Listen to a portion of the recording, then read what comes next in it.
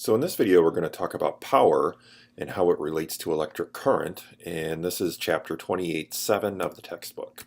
Alright, so if you remember from last semester, Physics 1, so power is the rate of energy transfer.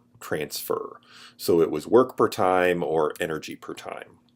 It was units of watts, right? So energy is in joules, time is in seconds. So joules per second defines a watt.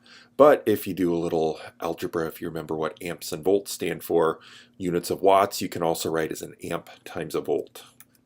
So if you have, say, a battery, so the power supplied by the battery is just the total current coming out of the battery times the EMF of the battery. So I times E, EMF. Now, if you have a circuit element, like a resistor, say, the power lost by that circuit element is going to be the current through the circuit element times the potential difference. So if you have an ohmic device, right, so a device that follows Ohm's law, well, then you can write delta V as I times R. So then the power becomes I squared R. Or if you do the other substitution, you can write I as V over R, and so the power you can also write as the potential difference squared divided by resistance. So, and typically, if you have like a resistor or something with some resistance, this power lost usually goes into raising the temperature of that particular circuit element.